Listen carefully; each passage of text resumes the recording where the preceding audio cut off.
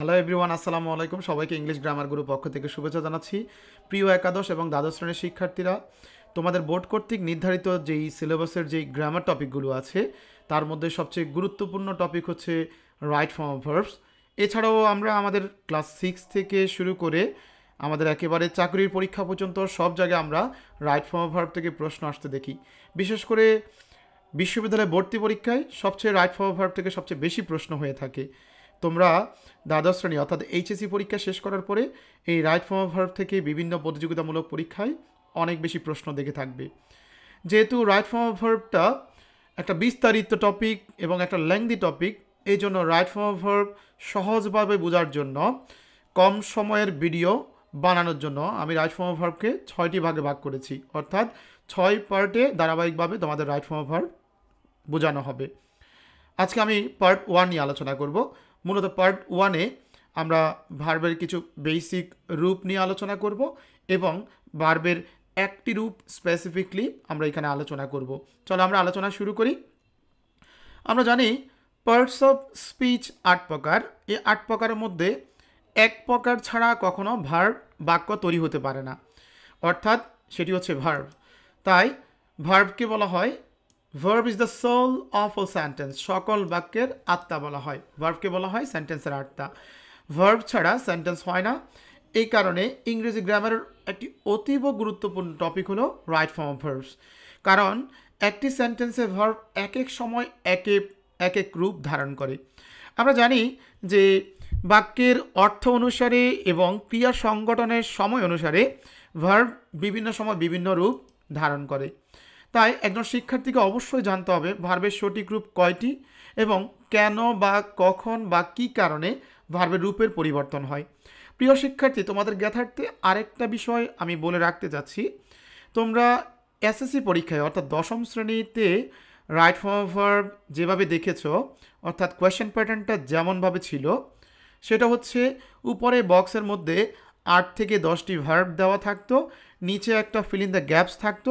সেই গ্যাপের মধ্যে প্রথমত তোমাকে বক্স থেকে কোন ভার্বটি কোন গ্যাপে বসবে সেটা বাছাই করতে হতো এবং দ্বিতীয়ত ওই গ্যাপে বসানোর পর কোনো গ্রামাটিক্যাল পরিবর্তন হবে কিনা বা গ্রামারগত কোনো চেঞ্জ হবে কিনা সেটা নিশ্চিত করতে হতো।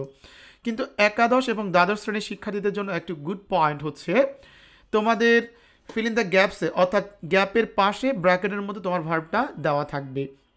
এখানে তোমার যে কাজটি হবে সেটি হচ্ছে বাক্যের ক্রিয়া সংগঠনের সময়টা বুঝে তোমাকে ভার্বটি পরিবর্তন করতে হবে, অর্থাৎ গ্রামাটিক্যাল পরিবর্তন করতে হবে। তোমাকে বক্স থেকে কোনো ভার্ব চুজ করতে হবে না। চলো আমরা ভার্বের মূলত কয়টি রূপ আছে সেটা প্রথমে দেখে নিই। ভার্বের সঠিক রূপ 6টি। আমরা প্রথম যে রূপটিকে বলি সেটাকে বলা হয় বেস ফর্ম, যেটাকে আমরা ভার্ব 1 বলে থাকি। যেমন গো, প্লে, কাম, এগুলো মূলত ভার্বের বেস ফর্ম। এগুলো থেকে মূলত অন্যান্য ভার্বের সৃষ্টি। আমরা দ্বিতীয় যদি ফর্মটার কথা বলি তাহলে ভার্বের অ্যাজ বা ইয়েস ফর্ম, যেটাকে আমরা প্রেজেন্ট ফর্ম বলে থাকি।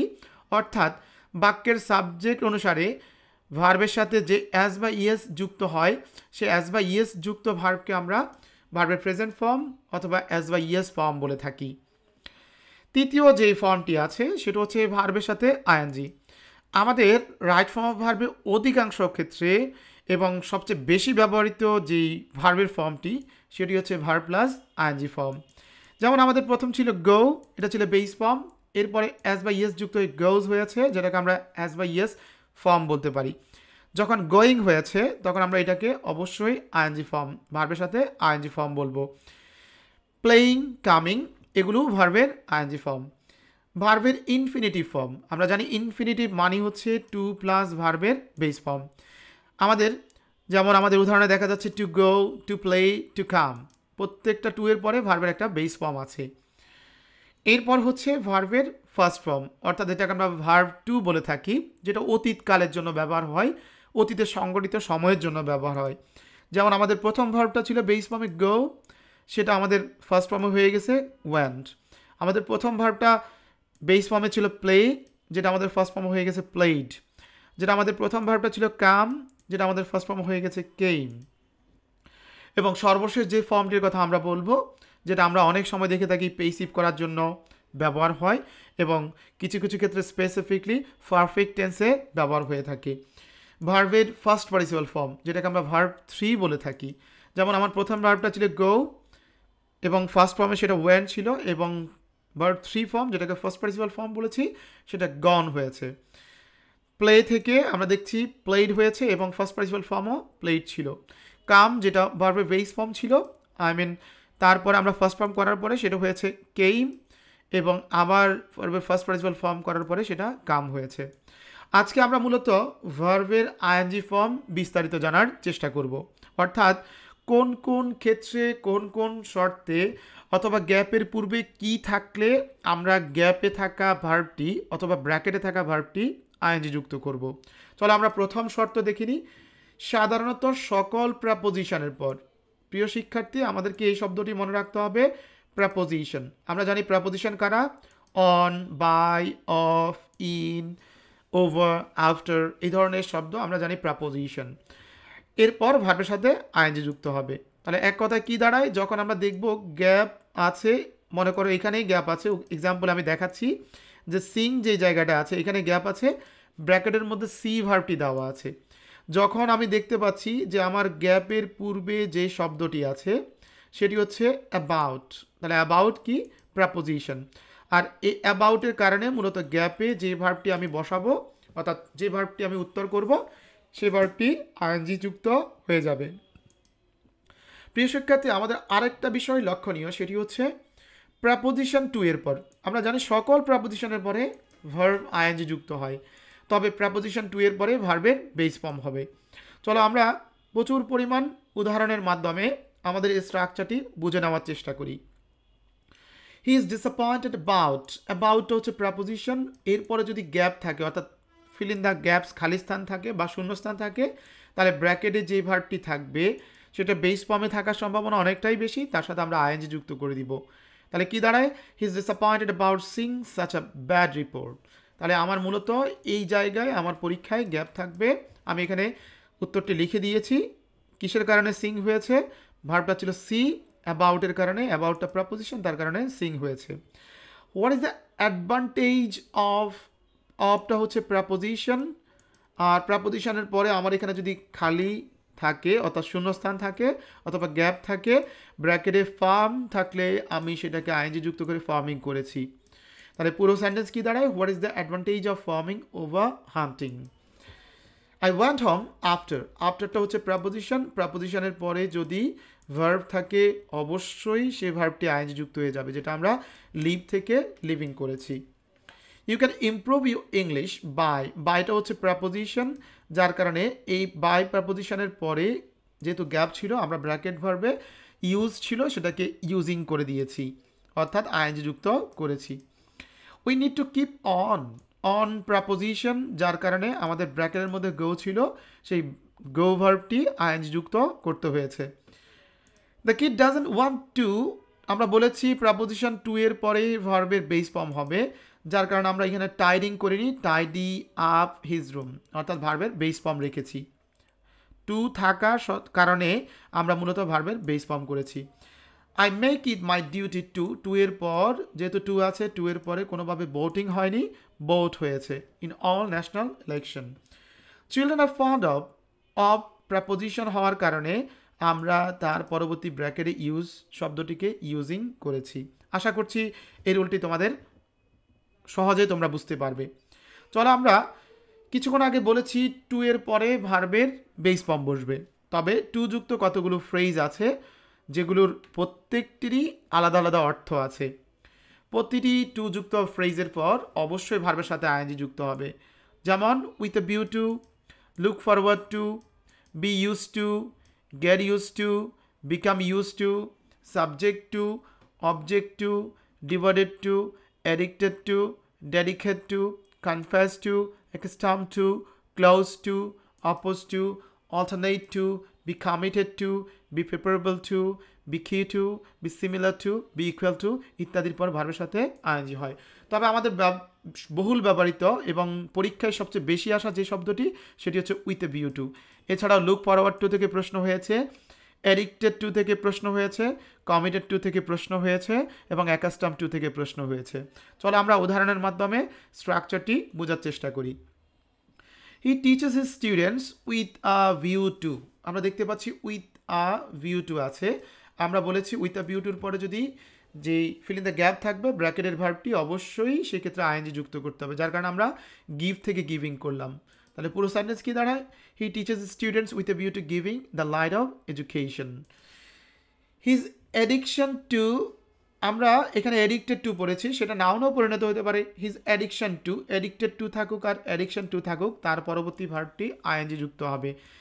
ব্র্যাকেটের ভার্বটি ছিল ড্রিঙ্ক, হয়ে গেছে ড্রিঙ্কিং। পুরো সেন্টেন্স আমরা যদি পড়ি তাহলে his addiction to drinking was the cause of a very serious accident. Paula's dedication to, আমাদের এখানে ছিল ডেডিকেট টু, আর আমাদের এখানে নাউন হয়ে বসেছে। ডেডিকেট টু থাকুক, ডেডিকেটেড টু থাকুক আর ডেডিকেশন টু থাকুক, তার পরবর্তী ব্র্যাকেটের ভার্বটি অবশ্যই আইএনজি যুক্ত করতে হবে, যেখানে আমার ভলান্টারিং আইএনজি যুক্ত হয়েছে। পুরো sentence, Paula's dedication to volunteering is a surprise at her age. A lot of little girls aren't accustomed to, আমরা accustomed to এর পরে দেখেছি ভার্বের সাথে আইএনজি যুক্ত হয়েছে, যেটা আমরা আমাদের লিস্টের মধ্যে রেখেছি। গোয়িং, তাহলে accustomed to এর পরে গো ছিল, সেটাকে আইএনজি যুক্ত করে আমরা কি করেছি? গোয়িং করেছি। Most citizens are opposed to paying increased taxes. Opposed to এর পর আমরা সর্বদা আইএনজি যুক্ত করব, পে না হয়ে পেইং হয়েছে। Reading is preferable to writing, preferable two এর পরে অবশ্যই ভার্বের সাথে আইএনজি যুক্ত হয়েছে। প্রেফারেবল টু, আবারও বলছি টু যুক্ত ফ্রেজগুলোর একটি, যার কারণে ভার্বের সাথে আইএনজি যুক্ত করতে হয়েছে। It's a great hindrance to সেই টু যুক্ত ভার্ব ফ্রেজগুলোর একটি, যার পরবর্তী ভার্বটি আইএনজি যুক্ত হয়েছে। It's a great hindrance to making the negotiation. It is equal to riding on a bicycle, equal to to যুক্ত ফ্রেজগুলোর একটি, যার কারণে পরবর্তী রাইট থেকে রাইডিং হয়েছে। প্রিয় শিক্ষার্থী, আমি প্রত্যেকটা স্ট্রাকচারের নিচে প্রচুর পরিমাণ উদাহরণ দিয়েছি, যাতে করে তোমরা খুব সহজেই বুঝতে পারো।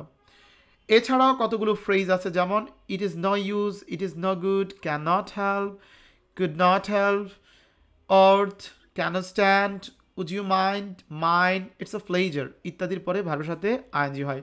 তবে আমাদের পরীক্ষায় সবচেয়ে বেশি আসা যে শব্দগুলো, সেটি হচ্ছে can not help, could not help, would you mind এবং মাইন্ড, এই চারটা শব্দ সবচেয়ে বেশি দেখা গিয়েছে। চলো আমরা উদাহরণের মাধ্যমে আমাদের এই স্ট্রাকচারটি ক্লিয়ার করে নিই। It is no use, it is no ইউজের পরবর্তী ভার্বটি ব্র্যাকেটের ভার্বটি আইএনজি যুক্ত হবে, যার কারণে ক্যারি থেকে ক্যারিং হয়েছে। ইট is no use carrying a mobile phone in the class, ক্লাসে মোবাইল ফোন বহন করার দরকার নেই। আই ক্যানট হেল্প, ক্যানট হেল্পের পরবর্তী ব্র্যাকেট ভার্বটি অ্যাকসেপ্ট থেকে অ্যাকসেপ্টিং হয়েছে। I cannot help accepting her proposal.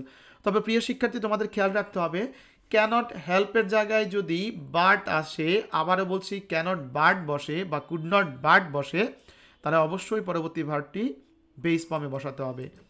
Do you মাইন্ডের পরবর্তী ভার্বটি আইএনজি যুক্ত হয়েছে। Keeping, do you mind keeping the phone here, তাহলে মাইন্ডের পরে সর্বদা ভার্বের সাথে আইএনজি যুক্ত হবে।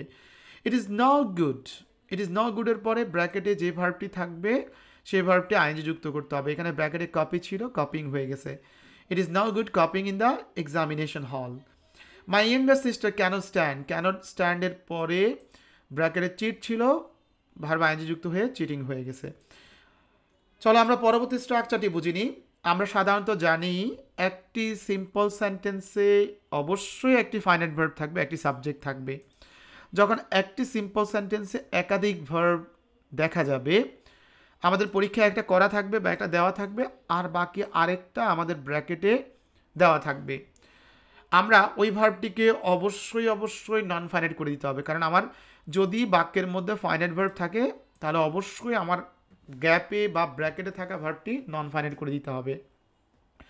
একটি সিম্পল সেন্টেন্সে দুটি ভার্ব থাকলে দ্বিতীয় ভার্বের সাথে আইএনজি যুক্ত হবে, তবে শর্ত আছে উদ্দেশ্য না বোঝালে।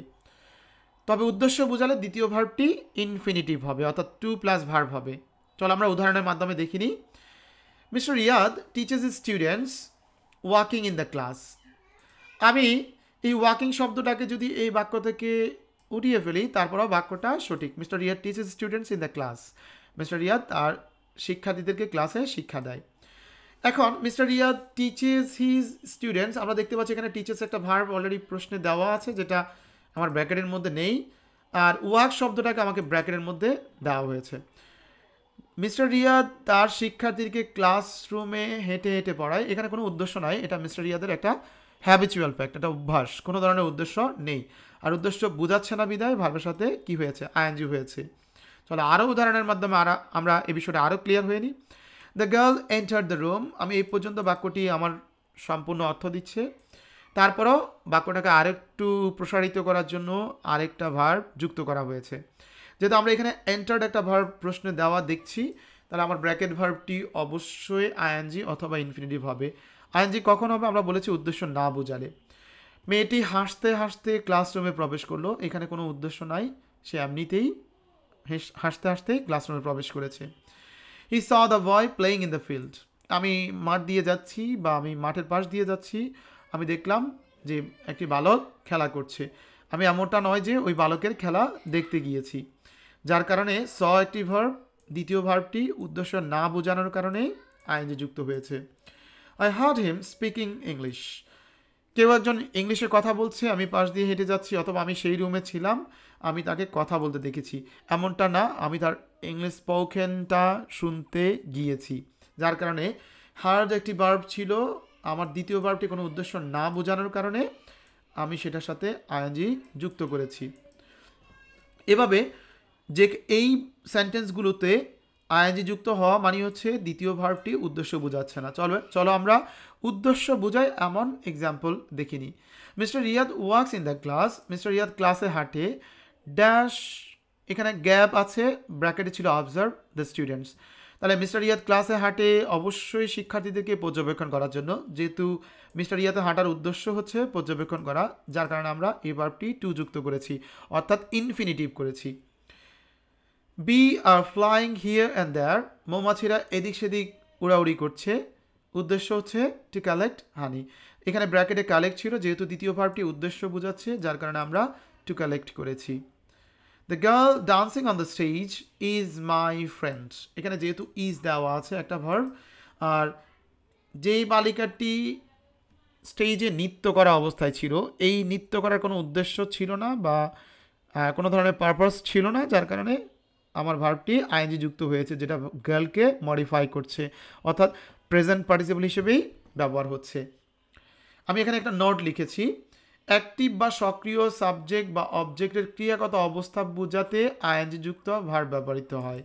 অর্থাৎ যেই সাবজেক্টটি অ্যাক্টিভ থাকবে, সক্রিয় থাকবে, যেমন এখানে সাবজেক্ট হচ্ছে দ্য গার্ল সক্রিয় কীভাবে বুঝছি, সে ডান্স করছে, এই অবস্থা বোঝানোর জন্য, তার অবস্থা বোঝানোর জন্য, সে কী করছে এটা বোঝানোর জন্য সেই ভার্বটি সাধারণত আইএনজি যুক্ত হয়। দ্য বয় প্লেয়িং ফুটবল, এই বয়ের অবস্থা বোঝাচ্ছে, অর্থাৎ বয়টা অ্যাক্টিভ সক্রিয়, যার কারণে প্লেয়িং শব্দটা বয়ের অ্যাক্টিভ বা সক্রিয়তা বোঝাচ্ছে। পরবর্তী স্ট্রাকচারে যা আমরা হোয়াইলের ঠিক পরেই ব্র্যাকেটের মধ্যে ভার্ব থাকে, তার সাথে আইএনজি যুক্ত করতে হয়, কিন্তু হোয়াইলের পর সাবজেক্ট থাকলে হোয়াইলের পরের অংশটি, অর্থাৎ হোয়াইল এর পরপরই ঠিক ফার্স্ট কন্টিনিউয়াস টেন্স হবে। চলো আমরা উদাহরণের মাধ্যমে দেখি নিই। হোয়াইলের পর কোনো প্রকার সাবজেক্ট নেই, সরাসরি ব্র্যাকেটের মধ্যে যদি এখানে ওয়াক ভার্বটি থাকে, হোয়াইলের পরে অবশ্যই সেই ভার্বটি আমরা আইএনজি যুক্ত করতে হবে। While walking in the garden a snake bit him. While he was walking, এখানে যেহেতু হোয়াইলের পরে সাবজেক্ট আছে, তাহলে অবশ্যই আমাকে ফার্স্ট কন্টিনিউয়াস টেন্সেই ভার্বটি সম্পূর্ণ করতে হবে। আমার ব্র্যাকেটে থাকবে ওয়াক, আমি অবশ্যই সাবজেক্ট অনুসারে ওয়াজ অথবা ওয়ার থেকে অক্সিলারি ভার্ব বেছে নিব এবং ব্র্যাকেটের ভার্বটির সাথে আইএনজি যুক্ত করব। While he was walking in the garden a snake bit him. Positive case, my, his, her, our, their, its, এই ধরনের কোনো শব্দের পরে যদি ব্র্যাকেটের মধ্যে ভার্ব থাকে, তাহলে অবশ্যই সেই ব্র্যাকেট ভার্বটি আইএনজি যুক্ত হবে। চলো আমরা উদাহরণের মাধ্যমে দেখিনি। I disagree to his, his শব্দটি এখানে পজিটিভ কেস, পজিটিভ অ্যাডজেক্টিভ, ব্র্যাকেটে ছিল কাম, সেটাকে আমরা আইএনজি যুক্ত করে কামিং করেছি। উই ডোন্ট সাপোর্ট হার, হারটা পজিটিভ অ্যাডজেক্টিভ, ব্র্যাকেটে ছিল ওয়ার্ক, এই পজিটিভ অ্যাডজেক্টিভের কারণে ব্র্যাকেটের ভার্বটি আইএনজি যুক্ত হয়েছে। We don't support her working here. They loved your speaking in English. ইয়রটা পজিটিভ অ্যাডজেক্টিভ, যার কারণে আমরা ব্র্যাকেটে স্পিক ছিল সেই স্পিক ভার্বটি আইএনজি যুক্ত করেছি। They loved your speaking in Chinese. I dislike their শব্দটি পজিটিভ অ্যাডজেক্টিভ, যার কারণে ব্র্যাকেটে কুক ছিল, যেটাকে আমরা কুকিং করে ফেলেছি।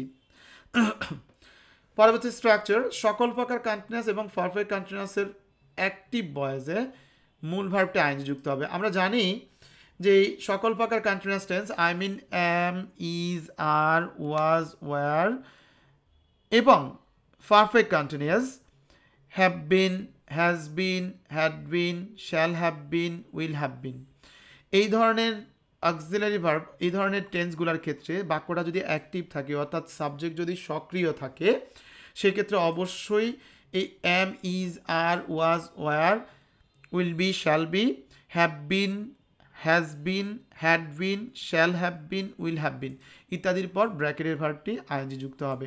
যেমন আই এম ব্র্যাকেটে ছিল ওয়েট, হয়ে গেছে waiting. I am waiting for the bus. I shall have been, shall have বিনের পর যেহেতু সাবজেক্টটা সক্রিয়, ব্র্যাকেটের ভার্ব ছিল ওয়েট, হয়ে গেছে waiting. I shall have been waiting for your arrival. তাহলে আমি এখানে ব্র্যাকেট ভার্বটি ওয়েট থেকে ওয়েটিং করলাম। কেন করলাম? শ্যাল হ্যাভ বিন এর পর উইল হ্যাভ বিনের পর ভার্বের সাথে আইএনজি যুক্ত হবে, যেহেতু এটা কন্টিনিউয়াস টেন্স অর্থাৎ ফিউচার পারফেক্ট কন্টিনিউয়াস টেন্স, আর বাক্যের সাবজেক্টটি সক্রিয়।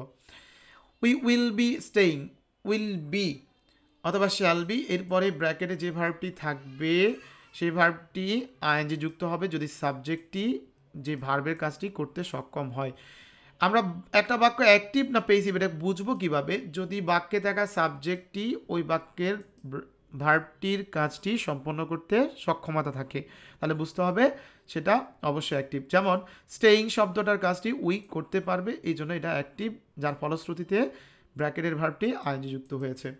সাধারণত কোনো বাক্যে right now, at present, at this moment, at this very moment, today, in this season, in this year, rapidly, year after year, gradually, day by day, step by step, continuously, persistently, এই ধরনের শব্দের পর অবশ্যই এই ধরনের শব্দ কোনো বাক্যে আমরা দেখলেই অবশ্যই ওই বাক্যটি প্রেজেন্ট কন্টিনিউয়াস টেন্স হবে বলে আমাদেরকে করতে হবে। The political condition of Bangladesh, আমরা উদাহরণের মাধ্যমে একটু ক্লিয়ার হয়ে নিই। The political condition of Bangladesh is, এখানে আমার ব্র্যাকেটে পুরো অংশটি গ্যাট থাকবে। আমি যখন দেখব বাক্যটিতে ডে বাই ডে আছে, অবশ্যই আমি সেটাকে প্রেজেন্ট কন্টিনিউয়াস টেন্স করব। সাবজেক্ট অনুসারে আমি এম, ইজ, আর বসাবো এবং ব্র্যাকেট ভার্বটির সাথে আইএনজি যুক্ত করব। যেহেতু এখানে সাবজেক্ট হচ্ছে কন্ডিশন, এই কারণে ইজ বসেছে অর্থাৎ সিঙ্গুলার ভার্ব বসেছে। ডে বাই ডে থাকার কারণে বাক্যটি প্রেজেন্ট কন্টিনিউয়াস টেন্স হয়েছে। We are facing political crisis at present থাকার কারণে আমাকে বুঝতে হবে বাক্যটি প্রেজেন্ট কন্টিনিউয়াস টেন্স হবে। আর প্রেজেন্ট কন্টিনিউয়াস টেন্সে আমার এই বাক্যে মূলত ব্র্যাকেটে ফেস থাকবে। আমাকে প্রেজেন্ট কন্টিনিউয়াস টেন্স করতে হলে প্রথমে অ্যামিজার থেকে সাবজেক্ট অনুসারে একটা অক্সিলারি ভার্ব বেছে নিতে হবে, তারপর ব্র্যাকেট ভার্বটির সাথে আইএনজি যুক্ত করতে হবে। Now the students are singing the national anthem. Now থাকার কারণে বাক্যটি প্রেজেন্ট কন্টিনিউয়াস টেন্স হবে, যেহেতু বাক্যের সাবজেক্ট দ্য স্টুডেন্টস, যার কারণে আমরা প্রেজেন্ট কন্টিনিউয়াস টেন্সের অক্সিলারি ভার্ব মিজার থেকে আর নিয়েছি। ব্র্যাকেটে ছিল সিং, যেটা হয়ে গেছে সিঙ্গিং। সাধারণত নিচের ভার্বগুলোর পর ভার্ব আইএনজি যুক্ত হয়, অর্থাৎ নিচে যে ভার্বগুলো আমরা দিয়েছি এই ভার্বগুলো ব্র্যাকেটের পূর্বে থাকলে, আবার বলছি এই ভার্বগুলো যদি ব্র্যাকেটের পূর্বে থাকে তাহলে অবশ্যই ব্র্যাকেট ভার্বটি আইএনজি যুক্ত হবে। আবারও বলছি এই ভার্বগুলোর কোনো একটি যদি ব্র্যাকেটের পূর্বে থাকে, যেখানে আমাকে গ্যাপ দেওয়া থাকবে, গ্যাপের পূর্বে থাকে, তাহলে অবশ্যই ব্র্যাকেটে থাকা সেই ভার্বটি আইএনজি যুক্ত হবে। চলো আমরা উদাহরণের মাধ্যমে দেখে নিই। উড ইউ কনসিডার সেলিং, আমার ব্র্যাকেটের মধ্যে এই লিস্টেড ভার্বের মধ্যে কনসিডার ভার্বটা আছে, কনসিডার্ড ভার্বটা আছে, যার কারণে পরের ভার্বটি সেল থেকে সেলিং হয়ে গেছে। Would you consider selling the property? Jonathan enjoy শব্দটা আমার লিস্টেড ভার্বের মধ্যে আছে, আমরা একটু খুঁজে নিই। এনজয় দেখা যাচ্ছে লিস্টেড ভার্বের মধ্যে আছে, যার কারণে আমার পরবর্তী ভার্বটা ছিল টিচ, হয়ে গেছে টিচিং। প্রিয় শিক্ষার্থী, এভাবে প্রত্যেকটা উদাহরণ অবশ্যই রুল মেনে হয়েছে। প্রত্যেকটা উদাহরণ পড়ে তোমাদের কনসেপ্টটা আরও ক্লিয়ার করার চেষ্টা করবে। চলো আমরা এতক্ষণ পর্যন্ত যেই রুলগুলো পড়েছি, অর্থাৎ যে সকল ক্ষেত্রে ভার্ব আইএনজি যুক্ত হয় সেই রুলগুলোর উপর ভিত্তি করে আমরা কিছু প্রশ্নের সমাধান করব। আরেকটি বিষয় বলে রাখি, তোমাদের এই প্রশ্নগুলো মূলত তোমাদের বোর্ড পরীক্ষায় আসা প্রশ্ন, আর সেখান থেকেই মূলত আমি নিয়েছি। চলো আমরা এই প্রশ্নগুলো সমাধান করার চেষ্টা করি। He teaches students with a view to. আমরা বলেছি গ্যাপের পূর্বে যদি with a view to to যুক্ত ফ্রেজগুলোর একটি, যদি টু যুক্ত ফ্রেজগুলো থাকে তাহলে ব্র্যাকেটে থাকা ভার্বটি আইএনজি যুক্ত হবে, অর্থাৎ গিভিং হবে। He teaches students with a view to giving the light of education. By preposition, প্রাপোজিশনের পরে যদি কোনো ভার্ব বসে সেটা অবশ্যই আইএনজি যুক্ত হবে।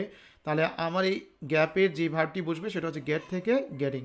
By getting the light of education student enlighten their inside. Vehicles pollute air to a great extent by preposition, যার কারণে আমার পরবর্তী ভার্বটি বার্ন থেকে বার্নিং হবে, burning fuel. Rather we should put high importance অনটি প্রাপোজিশন, যার কারণে পরবর্তী ভার্বটি আইএনজি যুক্ত হবে। On learning English to make room for ourself in the competitive world. The driver are in the habit of preposition of, তাহলে পরবর্তী ভার্বটি আইএনজি যুক্ত হবে। The driver are in the habit of violate থেকে violating traffic rules. Traffic rules must be maintain strictly with a view to. কিছুক্ষণ আগে আমরা দেখেছি উইথ এ বিউ টুর পরে ভার্বের সাথে আইএনজি যুক্ত হয়, যার কারণে ব্র্যাকেটের যে কন্ট্রোল ভার্বটি আছে সেটা আইএনজি যুক্ত হবে। তবে কন্ট্রোলিং আইএনজি যুক্ত করার সময় অবশ্যই এলটা ডাবল হয়ে যাবে। Controlling road accidents. In spite of the preposition, যার কারণে পরবর্তী ভার্বটি আইএনজি যুক্ত হয়ে যাবে, বি থেকে বিং হবে, BEING। In spite of being an orphan he had develop a strong fabric of morality. The start শব্দটি আমাদের লিস্টেড যে ভার্বগুলো আছে, অর্থাৎ যেই ভার্বের পর আরেকটি ভার্ব আসলে সেটা আইএনজি যুক্ত হবে, সেই ভার্বগুলোর একটি, যার কারণে স্টার্টের পরবর্তী ভার্বটা আইএনজি যুক্ত হয়ে যাবে। থিঙ্কিং, যেহেতু প্রাপোজিশনের পরে আরেকটি গ্যাপ আছে, এখানে প্রাপোজিশনের পরে ভার্বটা আইএনজি যুক্ত হয়ে যাবে, নার্স থেকে নার্সিং। এন্ডের আগে যদি ভার্বের সাথে আইএনজি যুক্ত থাকে তাহলে প্যারালাল করার জন্য, সমান্তরাল করার জন্য এন্ডের পরবর্তী ভার্বটিও আইএনজি যুক্ত হবে, তাহলে ব্রিং থেকে ব্রিঙ্গিং আপ দেয়ার চিলড্রেন।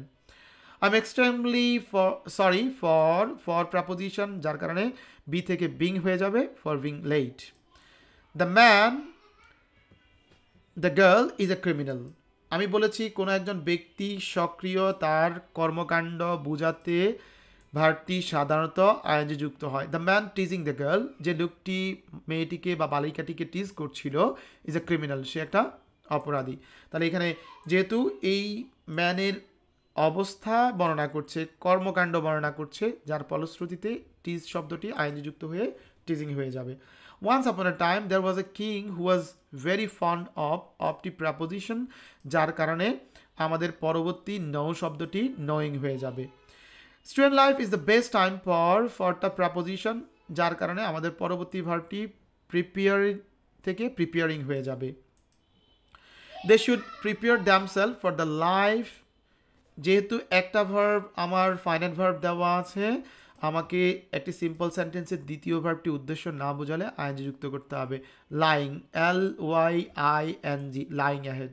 তারা প্রস্তুতি নিচ্ছিল তাদের নিজে তাদের জীবনের সামনের যে আসন্ন সময় সে সময়ের জন্য।